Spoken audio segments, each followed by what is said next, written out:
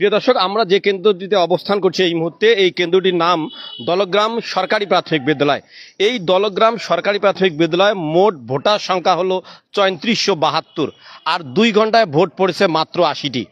এই দৃশ্য শুধু এই দলগ্রাম সরকারি প্রাথমিক বিদ্যালয় নয়, এই দৃশ্য লালমনিরহাটের কালীগঞ্জ উপজেলা পরিষদ নির্বাচনে আমরা সকাল থেকে এ পর্যন্ত যে ৮-৯টি ভোট কেন্দ্র ঘুরেছি, প্রতিটি ভোট কেন্দ্রের এই দৃশ্য, অর্থাৎ ভোটার শূন্য ভোট কেন্দ্রগুলো। আপনাদেরকে আবারও বলি, এই দলগ্রাম সরকারি প্রাথমিক বিদ্যালয়ে ভোটার সংখ্যা ৩৪৭২, ২ ঘন্টায় ভোট পড়েছে মাত্র ৮০টি।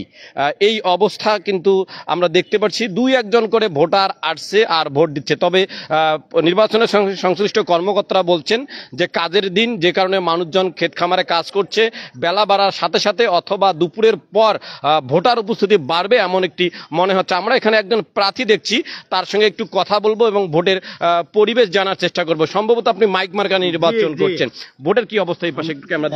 ভোটের অবস্থা যেটাই হোক, পরিস্থিতি আস্তে আস্তে ভালো হবে, কারণ মানুষের কাজকর্মের দিন তো। আমার মনে হয় একটু পরে ভোটার সংখ্যা বেড়ে যাবে, বিকেলের দিকে ভোটার ভরপুর হয়ে যাবে।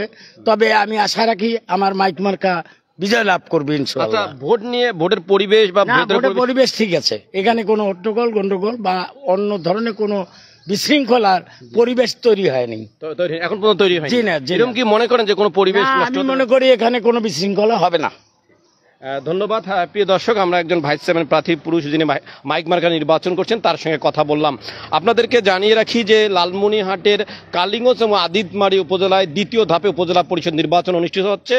কালীগঞ্জে মোট 12 জন প্রার্থী, চেয়ারম্যান পদে 3 জন, পুরুষ ভাইস চেয়ারম্যান 5 জন এবং নারী ভাইস চেয়ারম্যান পদে 4 জন, এই মোট 12 জন প্রার্থী প্রতিদ্বন্দ্বিতা করছেন। সবার নজর কিন্তু 2 জন প্রার্থীর দিকে। আর এই 2 জন প্রার্থী হলো এই আসনের সংসদ সদস্য, সাবেক সমাজ কল্যাণ মন্ত্রী নুরুজ্জামান আহমেদের ভাই মাহবুবুজ্জামান আহমেদ, যিনি ঘোড়া মার্কা নির্বাচন করছেন। আর অপর প্রার্থী হলো তার পুত্র রাকিবুজ্জামান আহমেদ, যিনি আনারস মার্কা নির্বাচন করছেন। প্রিয় দর্শক, আবারও আপনাদেরকে বলি, ভোটার উপস্থিতি একেবারে নেই, ভোটার শূন্য ভোট কেন্দ্রগুলো। আমরা যে কেন্দ্রটিতে অবস্থান করছি দলগ্রাম সরকারি প্রাথমিক বিদ্যালয়, এই দলগ্রাম সরকারি প্রাথমিক বিদ্যালয় 2 ঘন্টায় ভোট পড়েছে মাত্র 80টি।